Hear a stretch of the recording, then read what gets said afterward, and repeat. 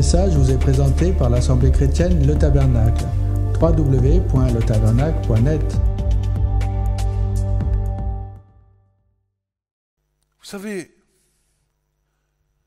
ça fait 10 ans maintenant, bientôt 10 ans que je suis venu au Seigneur. Et quand je regarde ce qui était lorsque je suis venu au Seigneur et ce qui est aujourd'hui, et que je regarde l'Écriture, je dis, Seigneur, les temps s'accélèrent. Une grande partie de la parole prophétique qui était réservée dans les cieux pour de nos jours, voici que maintenant elle s'accomplit. Mais elle s'accomplit pas comme elle a pu s'accomplir dans le temps, elle s'accomplit de manière accélérée. Les choses s'accélèrent.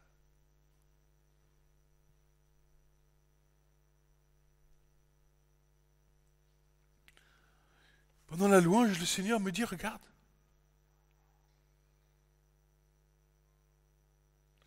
malheur à celles qui sont enceintes et à celles qui allaitent en ces jours-là. Priez que votre fuite n'ait pas lieu en hiver, ni un jour de sabbat. Il s'adresse à son peuple Israël. Car il y aura une grande tribulation, telle qu'il n'y en a point eu depuis le commencement du monde jusqu'à maintenant, et qu'il n'y en aura jamais plus.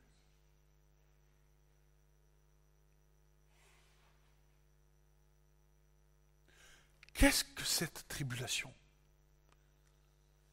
qui est en train de se passer? Qu'est-ce que c'est? Et le Seigneur me fait comprendre que il y a eu le temps d'Israël. Il y a encore le temps d'Israël d'ailleurs. Il y a eu le temps des nations et il y a encore le temps des nations. Mais le retour du peuple juif dans sa terre à partir de 1948 a déclenché une guerre spirituelle dans les cieux. Une guerre spirituelle car Satan sait qu'il a peu de temps. Parce que le but des choses à venir, c'est que Dieu va faire que nous, les nations et Israël, ne soient plus qu'un seul peuple. Chose qui n'était pas faisable avant qu'Israël retourne dans sa terre. C'est pour ça que nous vivons une telle effervescence. Parce que d'un côté la Torah, de l'autre côté la grâce de Dieu vont faire en sorte que Satan va être balayé. Ça annonce le retour du Messie, la parole vivante incréée de Dieu.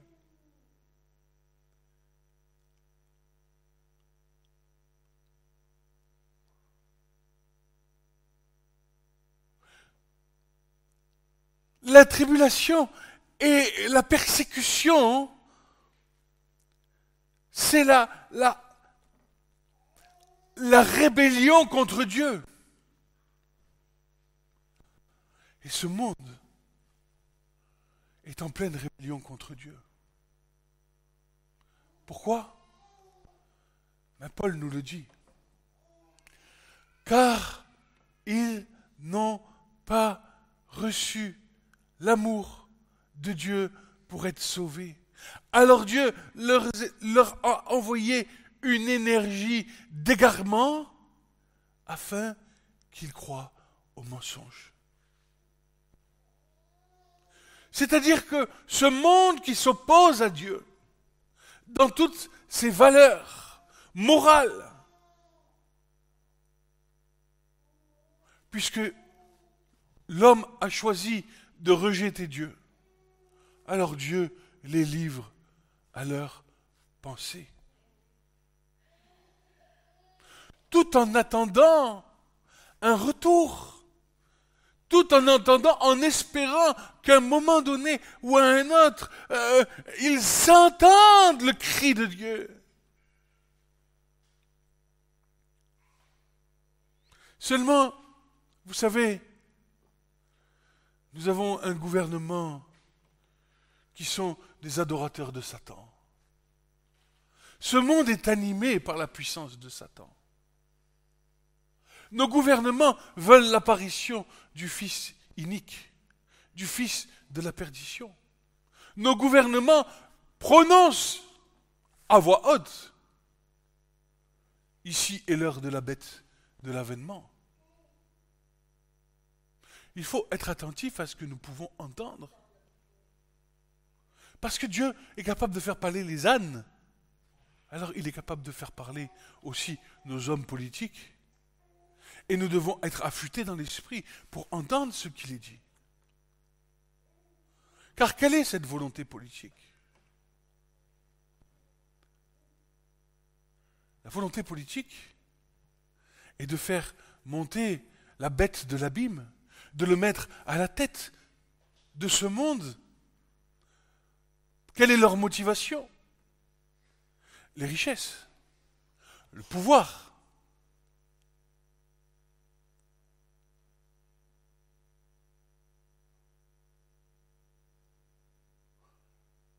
L'asservissement de l'homme par l'homme.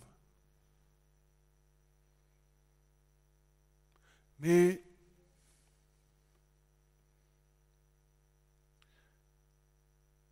Jésus revient bientôt. Il revient et il consumera l'inique par le feu de sa bouche. Il sera détruit. Et nous, parce que nous aurons désiré garder cet amour et la vérité, nous serons épargnés parce que l'Écriture déclare que nous n'avons pas été destinés à la colère. Bien sûr que nous sommes loin d'être parfaits, mais le Seigneur sait ce qu'il y a dans nos cœurs. Il sait ce qu'il a déposé en nous. Il connaît chacune de nos vies. Il compte le nombre de cheveux que tu as sur ta tête. Mais à condition que tu gardes la déposition de la foi qu'il a mis en toi.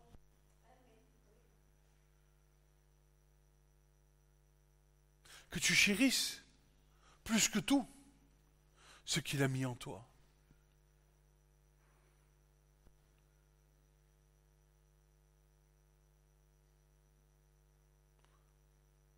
D'un côté, une guerre spirituelle.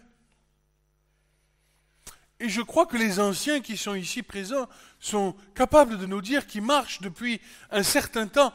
Non, il n'y a pas eu autant de pression spirituelle sur le peuple de Dieu.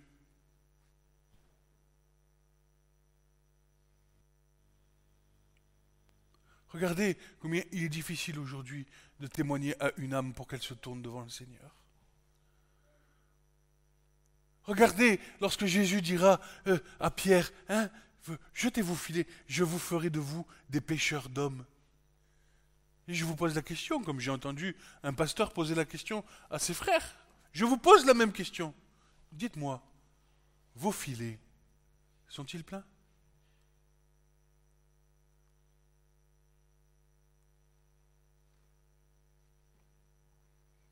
Le combat est là. Les âmes sont liées. Les âmes ne répondent plus à l'appel de Dieu.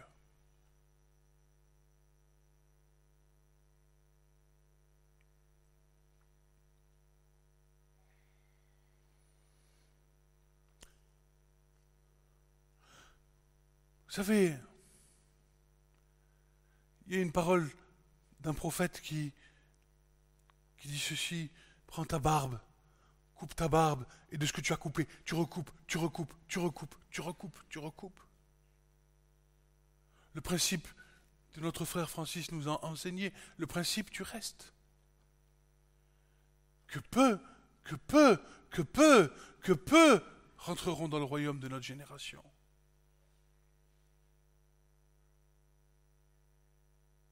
car le chemin large, spacieux, qui mène à la perdition, mais étroit, le chemin qui mène à la vie éternelle. Étroit. Celui qui veut garder sa vie la perdra. Et celui qui la perdra à cause de l'amour de moi, la gagnera, dira le Seigneur. Pourtant, dans cette guerre spirituelle, Dieu suscite des hommes, des femmes, dans ce temps, pour se tenir devant la face de Satan, devant la face du principe d'autorité qui se trouve dans ce monde. Et Dieu suscite des hommes et des femmes capables d'accueillir des enfants dans cette génération, capables d'être élevés selon la parole de Dieu, qui à leur tour, eux, seront eux-mêmes des témoins pour ceux du dehors. Afin que quoi? Le plus grand nombre d'entre eux soit sauvé. Dieu utilise tous les vecteurs, tous les canaux qu'il a à sa disposition pour témoigner de son évangile.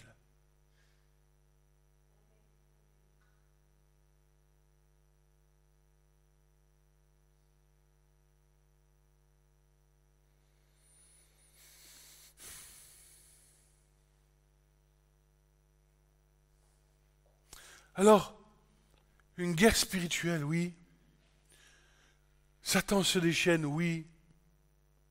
Mais nous avons une grâce dans l'Écriture parce que le verset suivant nous dit « Et si ces jours-là n'eussent été abrégés, nulle chair n'eût été sauvée. Mais à cause des élus, à cause de toi mon frère, à cause de toi ma sœur, ces temps seront abrégés. » Ce qui veut dire quelque chose. Ce qui nous enseigne quelque chose. C'est que pour les élus, qui eux doivent être prêts à recevoir leur Seigneur, c'est-à-dire avoir dépouillé entièrement le vieil homme qui se corrompt par des convoitises trompeuses, le Seigneur va faire une œuvre aussi abrégée en eux. Et c'est ce que dira le Seigneur. Les derniers seront les premiers, et les premiers seront les derniers. C'est pourquoi nous devons nous attendre à ce que la main de Dieu soit sur nous, qu'il finisse de former les vases que nous sommes pour que nous soyons prêts à recevoir le Seigneur. Paul dira, ce que je veux de vous, c'est que vous vous gardiez saints, corps, âme, esprit, en sainteté, en attendant l'avènement du retour du Seigneur. Et cette préparation correspond avec le temps de reconstruction que nous sommes en train de vivre. Parce que ce qui a été brisé par la religiosité, aujourd'hui le Seigneur est en train de mettre un coup de balai, il est en train de mettre un coup de revers sur la main de sa main pour dire, ce n'est pas la religiosité que je veux, mais c'est vos cœurs. Que vos cœurs soient prêts à me recevoir. Ce n'est pas vos apparences trompeuses, mais vos cœurs.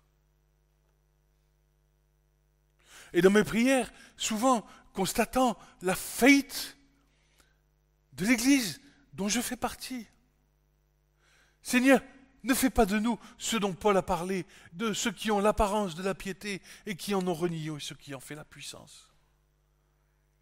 Seigneur, fais de nous des hommes droits, des hommes justes, des hommes et des femmes intègres.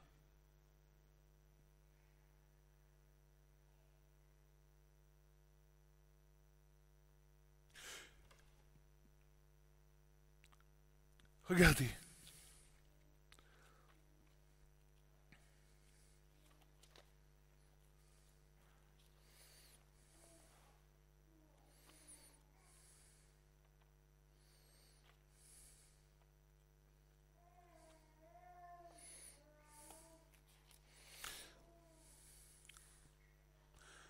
Écoutez bien, Je vous ai dit il y a quelque temps que nous étions dans ces temps de reconstruction du corps de Christ, c'est-à-dire la restauration des âmes brisées, pour que nous soyons les vases d'honneur que le Seigneur veut remplir.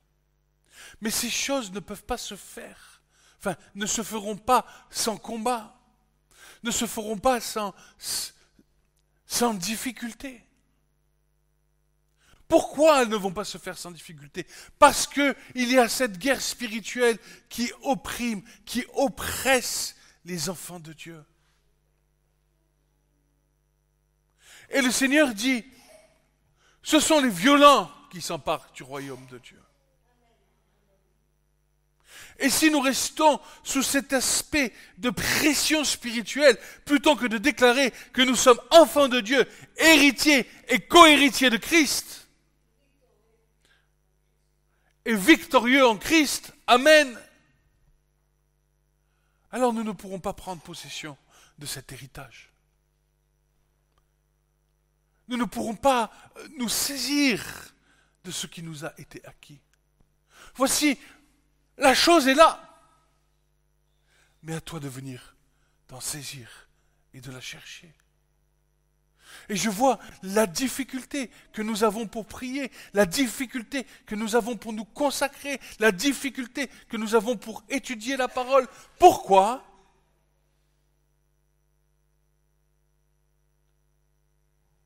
Quand bien même le Seigneur te met des temps libres, tu passes ton temps libre à faire autre chose plutôt qu'à étudier la parole de Dieu. Tu passes ton temps autre chose que de prier. Tu travailles autre chose que pour les choses du royaume de Dieu.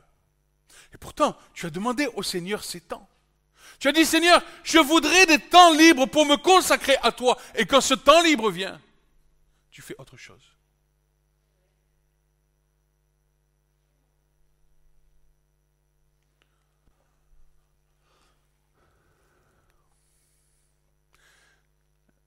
L'ennemi ne veut pas que tu te rapproches de Dieu. Et à chaque fois que tu fais autre chose, lorsque le Seigneur ouvre des portes temporelles pour que tu puisses passer du temps dans sa présence et que tu fais autre chose, tu es en train de gaspiller la grâce que Dieu est en train de t'accorder.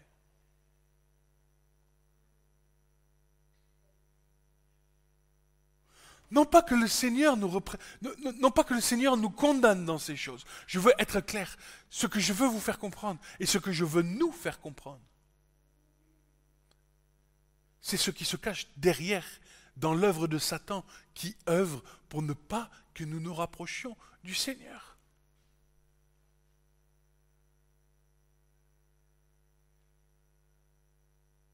Lorsque Dieu est en train de faire une œuvre, dans toute l'Écriture, à chaque fois que Dieu a fait une œuvre, avec une œuvre de réveil, une œuvre de consécration avec des hommes et des femmes, à chaque fois, il y a une force d'opposition qui se met en face. Regardez, lorsqu'il a fallu rebâtir le temple de Jérusalem, le second temple, lorsqu'il a fallu le rebâtir après l'Exode, regardez ce qui nous est dit dans l'Écriture. Esdras, chapitre 4. Les ennemis de Juda et de Benjamin entendirent que les fils de la transportation bâtissaient le temple de Dieu, le Dieu d'Israël. Ils s'approchèrent de Zorobabel, des chefs des pères, et leur dirent, je veux m'arrêter ici. Qui est Zorobabel ?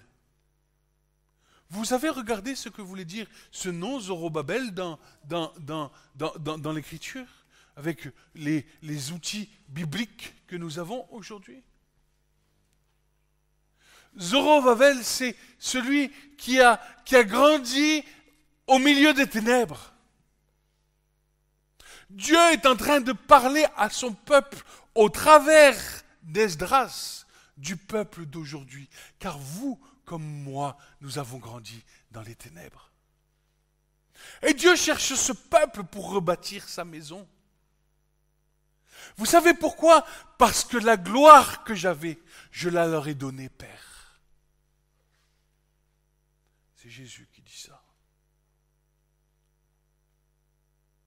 Et ce que Jésus nous dit, je vais continuer après Esdras, mais ce que Jésus nous dit,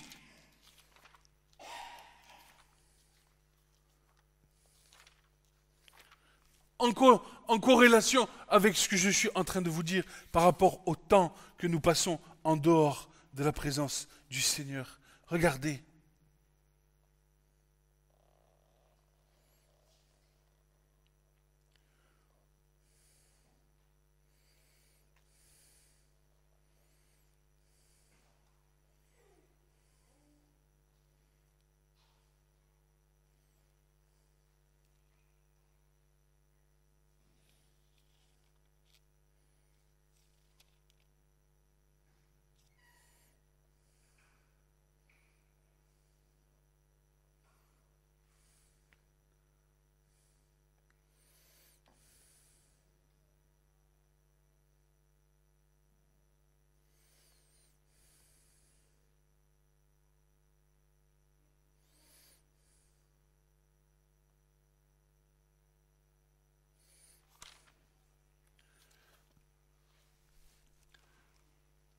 Jésus leur dit, Jean 6, verset 27. Travaillez non point pour la viande qui périt, mais pour la viande qui demeure jusque dans la vie éternelle, laquelle le Fils de l'homme vous donnera, car c'est lui que le Père Dieu a scellé. Et ils dirent donc, que ferons-nous pour faire les œuvres de Dieu? Jésus leur répondit et leur dit, c'est ici l'œuvre de Dieu, que vous croyez en celui qui l'a envoyé. Et ils leur dirent donc, quel miracle fais-tu donc toi avant que nous le voyions et que nous te croyions? Quelle œuvre fais-tu? Nos pères mangeaient dans la manne dans le désert, ainsi qu'il est écrit, il leur a donné à manger du pain venant du ciel. Jésus donc leur dit, en vérité, moi je vous le dis, Moïse ne vous a pas donné le pain qui vient du ciel, mais mon Père vous donne véritablement ce pain qui vient du ciel. Car le pain de Dieu est celui qui est descendu du ciel et qui donne la vie au monde. Et ils dirent donc, Seigneur, donne-nous toujours de ce pain-là. Et Jésus leur dit, moi, je suis le pain de vie. Celui qui vient à moi n'aura jamais faim. Celui qui croit en moi n'aura jamais soif. Mais je vous ai dit aussi que vous m'avez vu et vous ne croyez pas. Tout ce que le Père me donne viendra à moi et je ne mettrai point dehors celui qui vient à moi. Je ne mettrai point dehors celui qui vient à moi. Et vous savez, j'ai témoigné à quelqu'un il y a quelque temps en arrière, et l'autre jour, il m'appelle, il me dit, bon, parle-moi du Seigneur. Je lui dis, mais est-ce que tu te rends compte que le Seigneur nous a dit, je ne vous laisserai point orphelin. Je serai avec vous tous les jours, jusqu'à la fin du monde. Et je lui pose cette question, es-tu au rendez-vous divin? Es-tu à chaque instant au rendez-vous que le Seigneur t'accorde? Quels sont ces rendez-vous? Mais puisqu'il est tout le temps présent, chaque moment libre que tu dois avoir, nous devons le passer dans la communion avec notre Seigneur. Lui est le pain de vie. Lui nous nourrit. De quoi vous souciez-vous? De quoi vous souciez-vous? De quoi vous serez vêtus? De quoi vous serez mangerez? De quoi?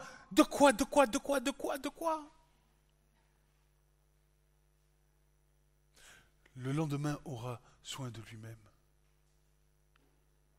À chaque jour suffit sa peine. Et l'Ecclésiaste reprendra. L'Ecclésiaste, mes frères et sœurs.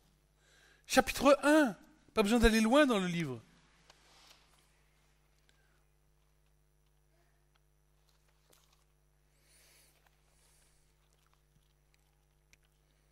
Regardez. Vanité des vanités, dit le prédicateur. Vanité, vanité, tout est vanité. Quel profit à l'homme de tout son labeur dont il se tourmente sous le soleil? Une génération s'en va, une génération vient, et la terre subsiste toujours.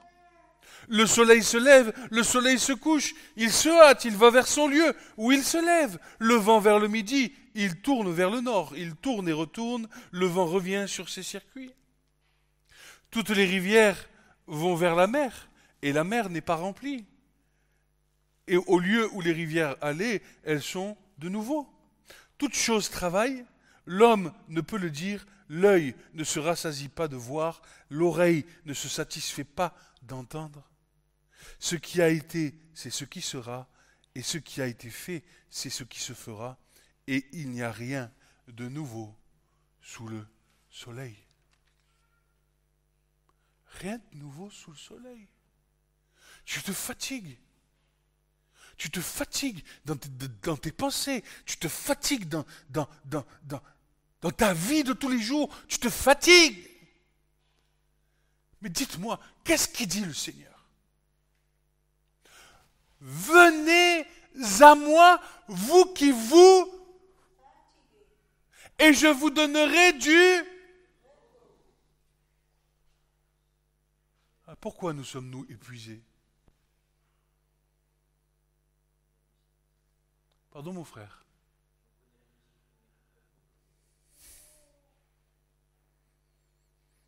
Je vais te dire quelque chose.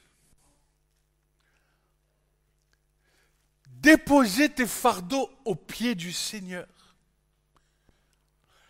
c'est lui faire confiance en tout pour ta vie. En tout pour ta vie. Tu vis la grâce de Dieu. Le matin, tu te lèves. Seigneur, je dépose à tes pieds cette journée. Je ne veux même pas en entendre parler, Seigneur. Et tu verras qu'il garde tes pensées. Il garde tes pensées. Et Dieu, dans sa grâce, gardera vos pensées dans le Christ Jésus.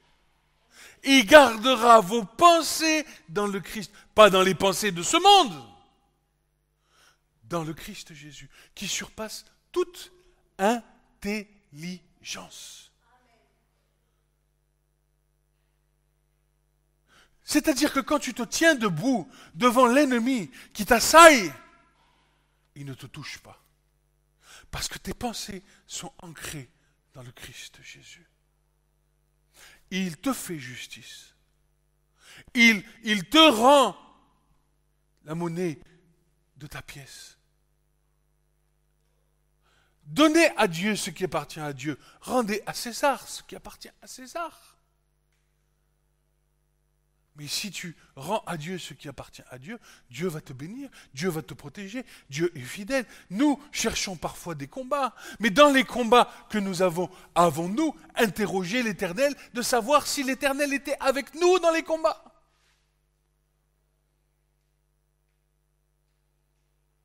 Nous engageons parfois des combats dans lesquels Dieu n'est pas avec nous. Parce que c'est son affaire. Pas la tienne. Alors tu maintiens, tu t'épuises, tu t'essouffles, et tu finis par chuter, tu finis par tomber, tu finis par baisser les bras, tu finis par être las, parce que tu es allé sur un combat qui n'était pas le tien, mais celui du Seigneur. Vous savez, j'ai eu une parole l'autre soir, vendredi soir, quand on était ici, le vendredi où je suis venu, qui m'est venue sur mon cœur. Et cette parole, elle est celle-ci. C'est-à-dire que lorsque Élie se tenait devant la face des prophètes de Baal, que Élie, à un moment donné, va dire à l'Éternel, il va lui dire ceci: mais Seigneur, je suis resté seul devant toi. Où est ton peuple? Et Élie va aller dans une montagne, et dans la montagne, il nous est dit, un tremblement de terre. C'était le désir d'Élie. Fais trembler la terre, dit Élie au Seigneur. Fais une tempête, balaye. Quelle lui fut sa réponse? Une douce et subtile voix, l'Éternel était dans cette voix. C'est-à-dire que des fois nous engageons des combats inutiles, mais ces combats dans lesquels nous engageons, le Seigneur est en train de ne pas travailler dans ton combat, il va te laisser dans ton combat parce que tu n'as pas écouté l'Éternel.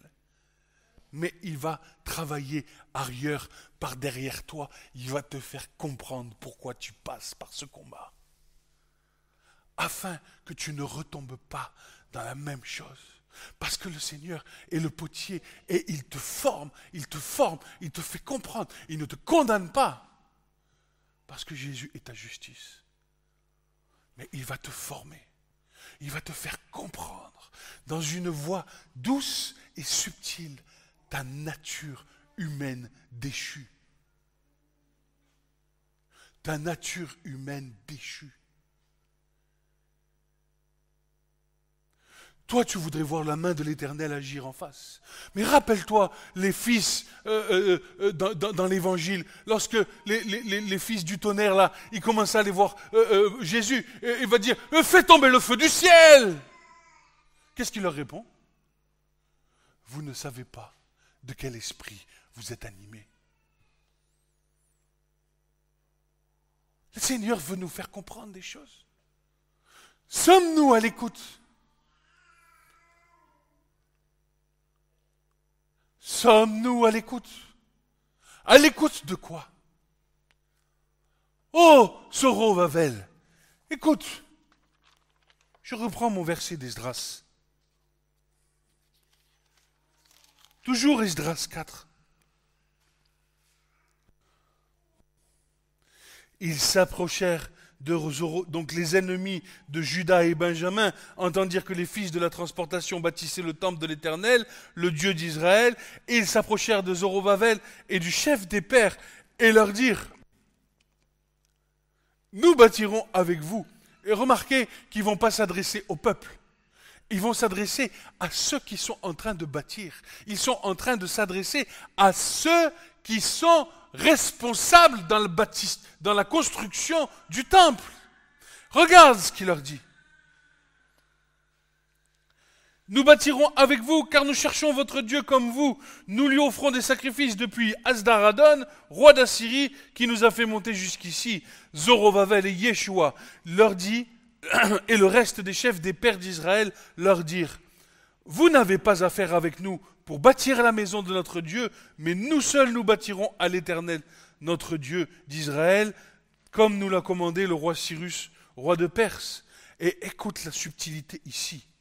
Alors le peuple du pays rendit lâches les mains du peuple de Juda. Ils soudoyèrent contre eux des conseillers pour faire échouer leurs plans durant tous les jours du roi de Cyrus, roi de Perse, jusqu'au règne du roi de Darius, roi de Perse. Écoute, quand le Seigneur veut faire une œuvre, en face dans le monde spirituel, tu as des gens, tu as des principautés, tu as des dominations, des esprits méchants et mauvais qui vont venir pour rendre tes mains lâches dans l'œuvre que Dieu va te faire faire. Et il va trouver toutes sortes de stratagèmes pour te détourner du but. Qui est quoi? La restauration du corps. La restauration du corps pour nous qui sommes dans les temps de la fin. Et combien c'est facile.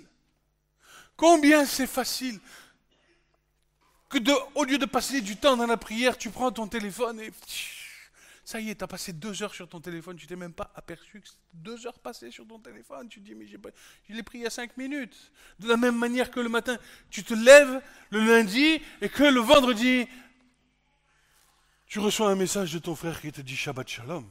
Tu dis, wow. Déjà vendredi. Mais j'avais dit que je ferais ça pour le Seigneur. J'avais dit que je me mettrais devant la parole. J'avais dit que je prierais. J'avais dit. Et ta semaine, elle est passée comme une balle. Et tu n'as rien fait.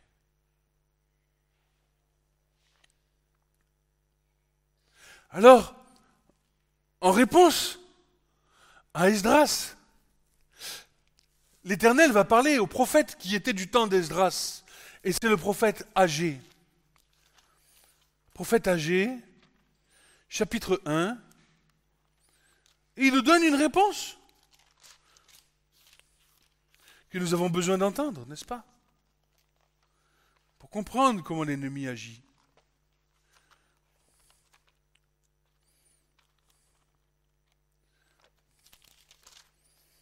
Prophète Agé, chapitre 1, verset 1. La seconde année du roi de Darius, donc, ils ont, souvenez-vous, dans Esdras 4, ils ont rendu lâches les mains de ceux qui bâtissaient durant tout le temps du roi de Perse, du roi Cyrus, qui avait décrété l'ordonnance de rebâtir le temple. Pendant tout ce temps-là, ils n'ont rien fait. Et l'Éternel parle au prophète Agé.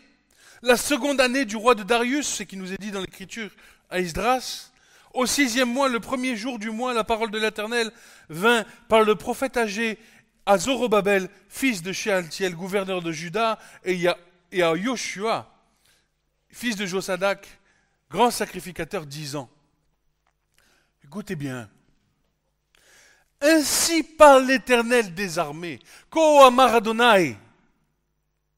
Ce peuple dit, le temps n'est pas venu, le temps de la maison de l'Éternel pour la bâtir. Ah, ça y est, ils ont les mains lâches. Et ça ressemble pas un peu nous? Le temps, il n'est pas venu. Oh, ben écoute, le Seigneur, il fera l'œuvre. Écoute, Et toi, pendant ce temps, les journées, les années, les mois, ils passent. Et la maison de l'Éternel demeure la même. C'est-à-dire que tu as bâti peut-être les fondements, mais il manque les rangs pour monter cette bâtisse dans laquelle le Seigneur veut établir sa présence. La parole de l'Éternel vint par Agé le prophète disant, est-ce le temps pour vous d'habiter dans des maisons lambrissées? Oh, et le Seigneur nous parle ce matin. Est-ce le temps pour toi, Église, de vivre dans une maison lambrissée, tandis que cette maison est dévastée? Et maintenant, ainsi dit l'Éternel des armées, considérez bien vos voies. Vous avez semé beaucoup et vous rentrez peu. Vous mangez, mais vous n'êtes pas rassasiés. Vous buvez, mais vous n'en avez pas assez. Vous vous vêtez, mais personne n'a chaud. Et celui qui travaille pour gage, travaille pour les mettre dans une bourse trouée. Ainsi dit l'Éternel des armées, considérez bien vos voies. Montez à la montagne, apportez du bois et bâtissez la maison. J'y prendrai plaisir, je serai glorifié, dit l'Éternel. Vous vous attendiez à beaucoup, et voici, ce n'a été que peu. Vous avez porté la maison, j'ai soufflé dessus. Pourquoi, dit l'Éternel des armées? À cause de ma maison qui est dévastée. Et vous courez chacun à sa maison. Il nous parle le Seigneur là, non? Vous courez chacun à sa maison, vous courez chacun à vos affaires.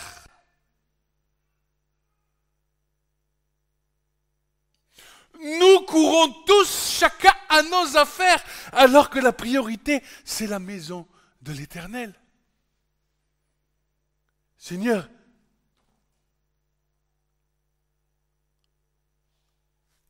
tu nous parles ce matin.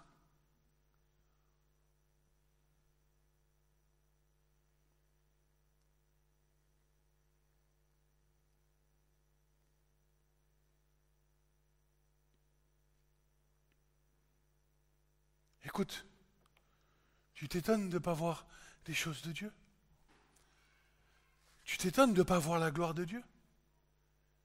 Tu t'étonnes, tu te dis, mais j'ai tout donné, mais alors que tu as encore tout sous le pied, tu en as comme ça sous le pied. Tu dis que tu as tout donné, mais tu as tout gardé. Tu fais comme, comment il s'appelle, Ananias et Saphira. Tu n'as rien donné. Tu n'as donné que du superficiel. Nous n'avons donné que du superficiel. Le Seigneur te dit, jeûne 3 jours, tu dis, Seigneur, je veux bien jeûner un jour, mais 3, c'est trop long. J'ai faim. Je parle pour ma part.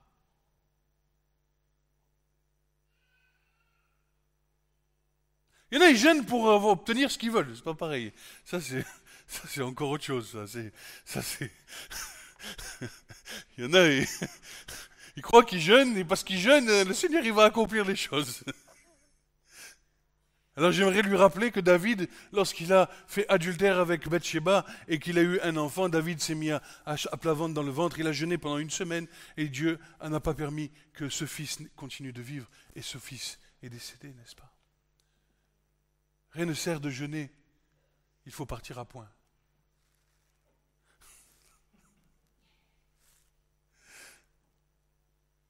C'est pourquoi, écoute, à cause de ma maison, vous courez chacun à sa maison, chacun garde la priorité pour lui-même. Eh oui, tiens, je vais faire ci, je vais faire ça, je vais faire ci. Au lieu de voir l'intérêt qu'il y a autour de nous.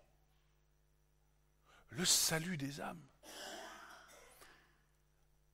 La puissance de Dieu qui descend dans une assemblée. La puissance de Dieu qui descend dans une ville.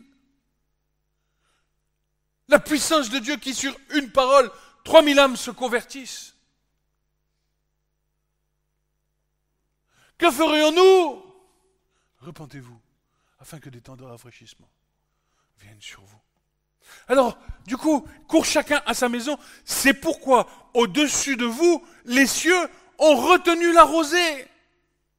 Et la terre a retenu son produit. J'ai appelé une sécheresse sur la terre, et sur les montagnes, et sur le blé, et sur le mou, et sur l'huile, et sur le sol, et sur ce que, le sol rapporte, et sur les hommes, et sur les bêtes, et tout le travail des mains. Et Zorobabel, fils de Shealtiel, Yoshua, fils de Josadak, grand sacrificateur, et tout le reste du peuple, écoutèrent la voix de l'Éternel leur Dieu et les paroles d'Agé le prophète, selon la mission que lui avait donnée l'Éternel leur Dieu, et le peuple, écoute, le peuple craignit l'Éternel. Et Agé le messager de l'Éternel parla au peuple par le message de l'Éternel, disant, « Je suis avec vous. » Alléluia. Le Seigneur est avec nous. Amen. Le Seigneur est avec nous. Le Seigneur nous parle ce matin. Il dit, ok, comprends ce que je te dis. Et nous avons eu un message du frère qui est venu. Qui paiera le prix? Qui paiera le prix?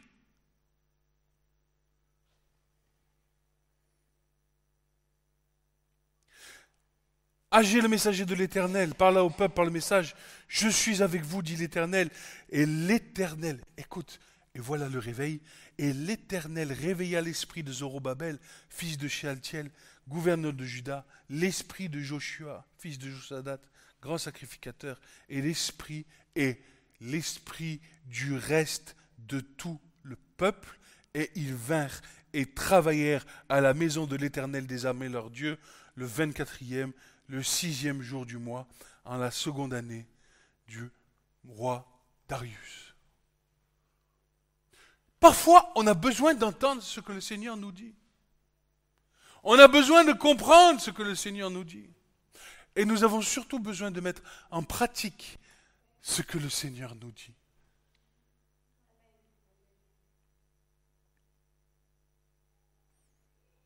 Il y a des esprits dans ce monde qui rendent lâches les mains du peuple de Dieu. Je ne parle pas d'apparence. Parce que des gens qui font des œuvres pour Dieu, il y en a plein et vous les voyez. Mais je parle de gens consacrés, les gens qui ont reçu, qui ont fait une rencontre avec le Seigneur, qui aiment le Seigneur de tout leur cœur et qui sont appelés à la gloire de bâtir cette maison, mais qui refusent par manque d'implication.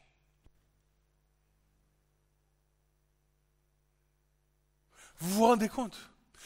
Il y en a, ils font semblant, parce que c'est leur désir.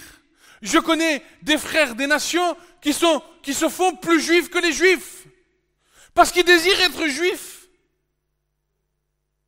Et je vois d'autres qui font l'œuvre de Dieu parce qu'ils veulent faire l'œuvre de Dieu. Ils ne sont même pas appelés à l'œuvre de Dieu. Venez, vous et moi, venez, nous serons avec vous pour bâtir la maison de l'Éternel. Et les bâtisseurs qui ont du discernement leur disent, non, non, non, vous n'êtes pas appelés à bâtir la maison de l'Éternel. Et ce qui est terrible dans l'histoire de Esdras là, c'est que ceux qui étaient appelés à bâtir la maison de l'Éternel, eux-mêmes ne bâtissaient pas la maison de l'Éternel. Vous vous rendez compte? Moi, je me rends compte. Mais je voudrais que ces paroles-là, elles restent gravées sur mon cœur. Qu'elles restent gravées sur mon cœur. Afin que je ne m'en détourne pas.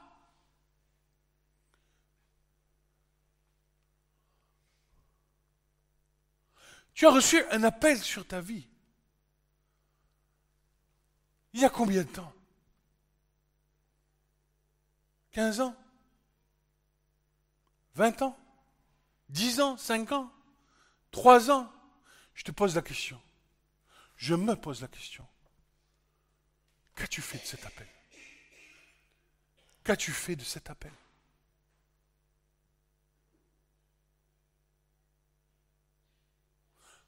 Vous allez après des citernes d'eau crevassée, dit le Seigneur. Je suis la source d'eau vive. Je suis celui qui est, qui demeure éternellement, qui bâtit son Église. Tout de ce monde est vanité et tu t'épuises dans la vanité de ce monde.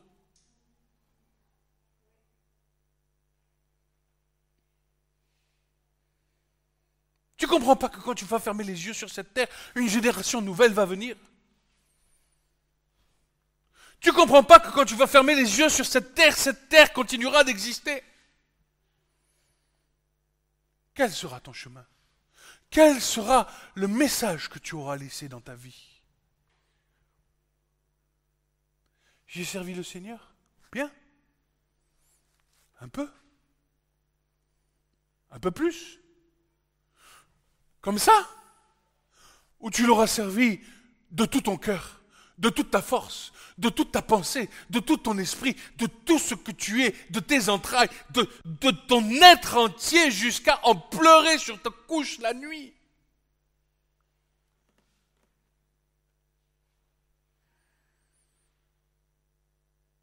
J'ai servi le Seigneur.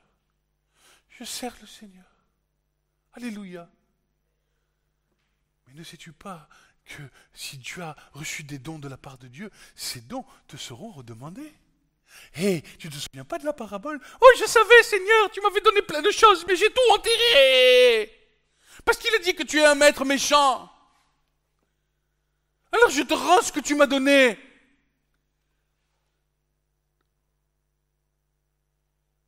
Le Seigneur dira quoi? Rappelez-moi. C'est quoi la réponse du Seigneur? Il va prendre les dons et il les donnera à quelqu'un d'autre qui lui aura porté du fruit. Parce que d'autres, parmi ceux-là, qu'est-ce qu'ils auront fait? Ils auront fait fructifier, ils auront fait grandir, ils auront usé des dons que Dieu leur a donnés. Mais c'est valable pour chacun d'entre nous, mes frères et sœurs. Chacun de nous avons reçu quelque chose, un dépôt dans nos vies que nous avons le devoir de faire fructifier pour le royaume de Dieu. Ce n'est pas venir s'asseoir sur une chaise, ce n'est pas venir s'asseoir à écouter une prédication de plus. Et quoi? Et quoi? Et quoi si ça ne fait pas d'impact dans ta vie? Vous savez, dans un serviteur de Dieu, parfois, vous savez quoi? Il est las. Il se sent comme une voix qui crie dans le désert. Il aimerait voir ses frères et sœurs grandir. Il aimerait voir le peuple de Dieu prendre de l'ampleur, de la liberté. Quand je vois qu'une vidéo sur YouTube qui parle de transgenre est vue 40 millions de fois et que quand tu parles de Dieu et de son amour, tu peines à avoir 10 vues, je me dis, mais Seigneur, à quoi bon, Seigneur, que je prêche ta parole? À quoi bon?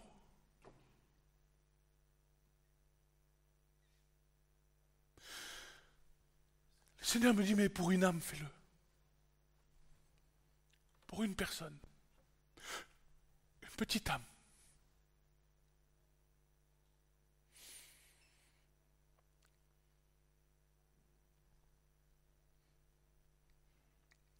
Et... Pardon?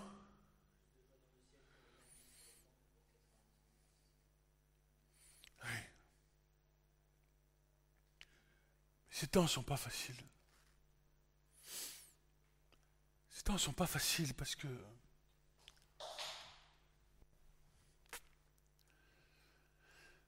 le cœur est devenu dur. Mais j'ai confiance dans mon Seigneur. Mais il est vrai qu'il y a des moments où je me dis, à quoi bon? Et heureusement que le Seigneur est là pour me fortifier, pour m'encourager. Des frères et des sœurs qui sont là, fidèles, qui vous envoient un message dans la semaine. Tu sais, mon frère, ma sœur, c'est bien. Merci pour ceux qui sont présents et qui encouragent.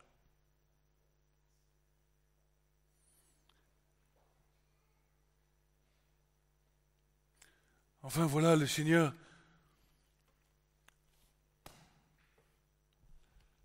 j'espère que vous avez entendu ce que le Seigneur a dit ce matin. J'espère moi-même pouvoir mettre en pratique ce que le Seigneur nous a dit ce matin.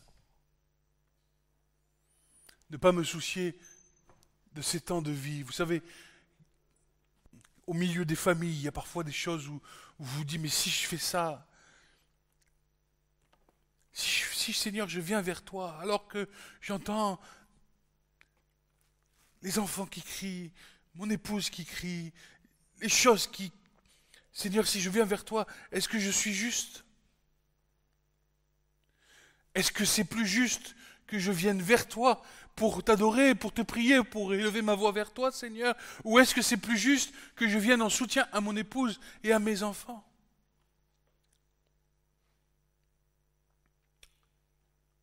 Je crois que le Seigneur nous a parlé ce matin et il me dit, ton épouse et mes enfants, c'est moi qui m'en occupe. Car ce que je veux, c'est toi tout entier. Vous comprenez ce déchirement de cœur? Vous comprenez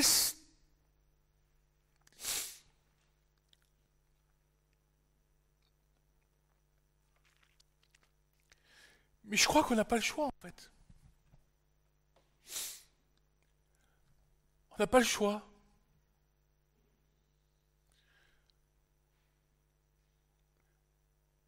Parce que ce que le Seigneur veut, c'est des âmes tout entières. Pas à moitié. Pas 10%. Pas 5%. Il te veut 100%. Et il me veut 100%, il te veut 100%.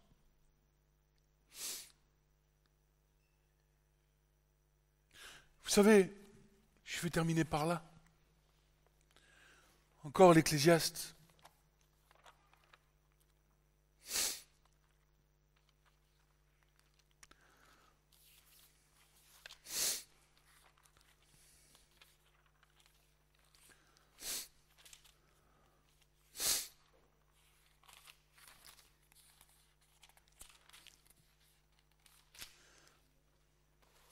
Ecclésiaste 3.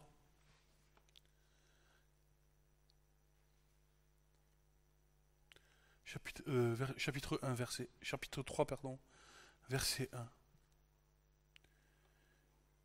Il y a une saison pour tout. Il y a un temps pour toute affaire sous les cieux. Un temps pour naître et un temps de mourir.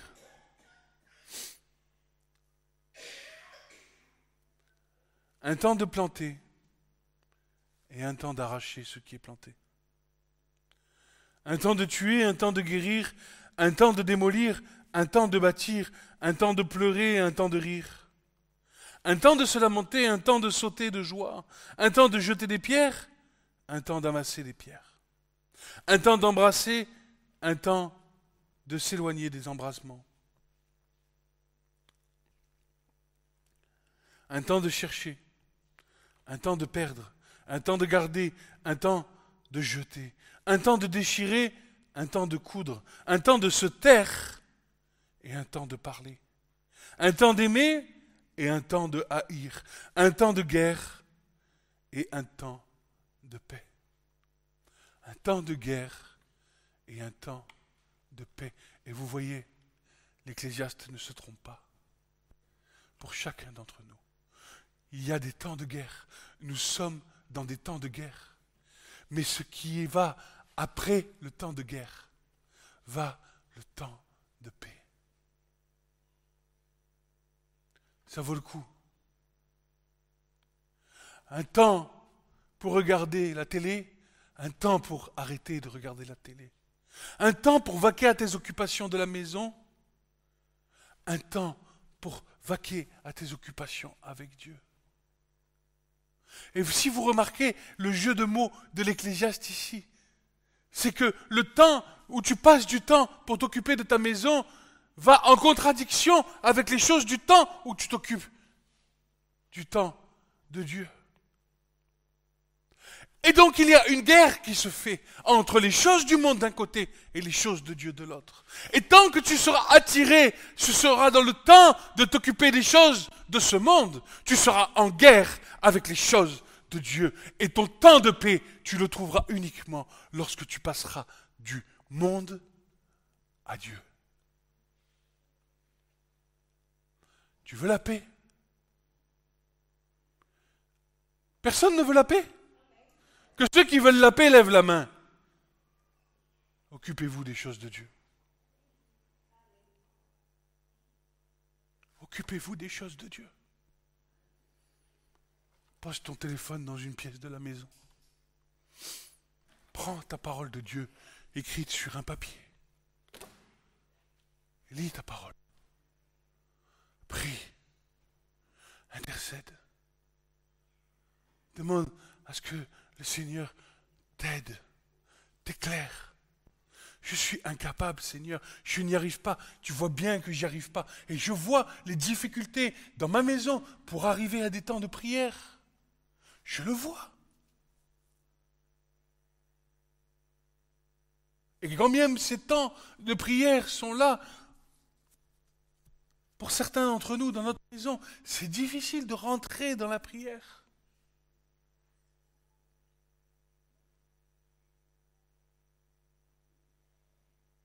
Plus ces temps seront réguliers, plus la respiration de l'âme va prendre son mouvement, alors la paix viendra. Tu as essayé de gérer ta maison d'une manière humaine. Et bien maintenant, entraîne-toi à gérer ta maison de manière spirituelle. Avec le Seigneur, non plus toi, mais le Seigneur qui fait. Et je parle de notre maison pour ceux qui ont des enfants, mais pour ceux qui n'en ont pas, c'est la vie de tous les jours. La vie avec le Seigneur. Déjà que dans la vie avec le Seigneur, il y a déjà des combats, mais qui sont...